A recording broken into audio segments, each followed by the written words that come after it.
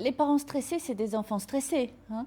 Mais il est bien évident qu'une rentrée scolaire, c'est quelque chose de nouveau pour l'enfant. Alors on va prendre des âges piliers, que ce soit la maternelle, le CP, la sixième ou le lycée.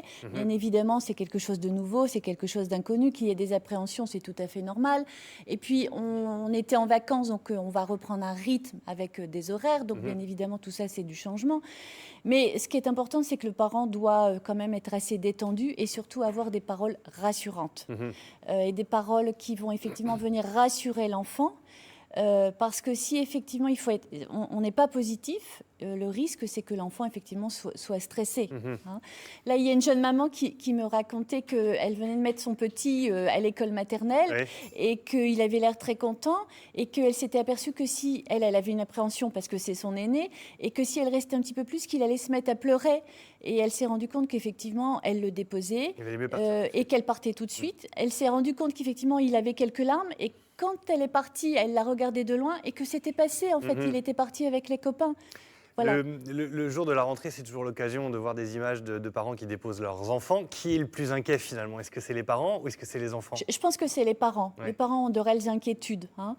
D'autant plus qu'aujourd'hui, ça fait partie, si vous voulez, des préoccupations parentales, c'est d'être un bon parent. Et notamment, on associe l'école. Parce que l'enfant va appréhender, mais c'est l'histoire d'une heure ou deux. Parce qu'il va avoir des questions, effectivement, sa nouvelle classe, est-ce que son copain va être là? Est-ce que sa copine va être là? La maîtresse, est-ce qu'elle va être gentille? Ça va être quelle maîtresse, etc. Est-ce que l'emploi du temps est bon? Est-ce que l'emploi du temps est bon? Mais je dirais, ça, c'est la première heure. Et après, bien évidemment, les choses rentrent dans l'ordre. Alors, le soir, bien évidemment. On débriefe. On débriefe. Hein. Alors, il y a quand même une règle, c'est que lorsque l'enfant, on les récupère de l'école ou quand ils sont rentrés à la maison et qu'ils arrivent, il y a surtout une règle, c'est de ne pas leur sauter dessus pour leur demander leur impression, c'est de laisser venir les choses. Hein, c'est-à-dire que s'il n'a pas envie de parler, l'enfant, eh ben, on respecte. Hein, et puis on lui fait comprendre qu'on est là s'il a des questions. Par contre, s'il a envie d'en parler, on écoute avec attention, mais on essaye aussi de dédramatiser. Alors je pense notamment aussi aux collégiens, où tel prof ça va pas, cet emploi du temps ça va pas. Bon, il faut laisser dire, si vous voulez, parce qu'effectivement, ça fait partie aussi des contraintes de la vie. On n'a pas toujours tout ce qu'on veut. Et puis au collège, c'est le début des enjeux aussi. Il y a les examens, les notes ont de l'importance, on se dirige gentiment vers le bac et il y a socialement quand même tout ça, une espèce de pression. Comment est-ce que les parents doivent faire pour ne pas mettre la pression aux enfants, en tout cas une pression juste, on va dire? Alors, je dirais qu'il y a quand même une règle, c'est d'abord faire confiance à son enfant. Alors, c'est quelque chose qui se sème quand même dès le primaire, c'est susciter la curiosité intellectuelle, donner le goût à apprendre, hein, expliquer qu'elle est à l'école, si vous voulez, on va à l'école en fait pour apprendre, pour se cultiver, pour avoir une curiosité intellectuelle. Alors, forcément, il y a des choses qu'on n'aime pas, je pense aux mathématiques, entre autres. Alors, il y a des élèves qui aiment les mathématiques, il y en a beaucoup qui n'aiment pas les mathématiques. La physique. Ça, c'est des souvenirs.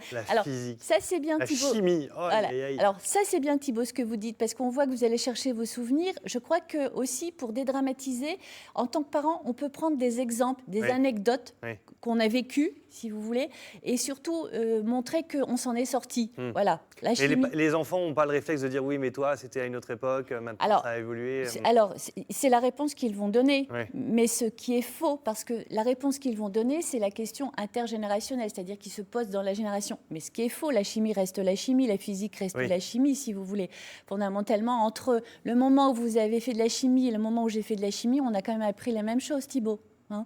Donc, on explique ça à l'enfant. Hein. Et puis, les règles, notamment, je pense, du collège et du lycée, il y a eu des choses qui ont changé parce qu'il y a toujours des réformes. Mais dans les grandes règles, dans la grande façon de fonctionner, ça reste à peu près le même. Au collège, d'avoir plusieurs professeurs, de changer de classe. Je veux dire, en tant que parent, on l'a connu, puisque c'est quand même une génération où les choses se sont mises en place. Donc, la clé, pour se résumer, c'est on essaie de se détendre et c'est beaucoup d'écoute. Beaucoup d'écoute, dédramatiser, être positif, utiliser l'humour, ne pas mettre la pression. Alors, encourager et sécuriser, donner le goût à apprendre, le goût à l'effort. Hein, bien évidemment, on ne peut pas aussi tout obtenir sans fournir d'efforts. Faire confiance à son enfant, faire confiance aussi, je dirais, à l'équipe pédagogique. Hein. Si effectivement l'enfant, dès qu'il arrive, dit que ça a été catastrophique, que ça n'allait pas, etc., il ne faut pas se précipiter, Mhm. il faut attendre. Si effectivement, au bout de 8 jours, on s'aperçoit que là, c'est dramatique, le matin, il a mal au ventre, il n'arrive pas à déjeuner, qu'il pleure, bon, ben là, bien évidemment, on prend contact avec l'école. Mais D'accord. généralement, si vous voulez, quand on est assez confiant, ça se passe plutôt bien.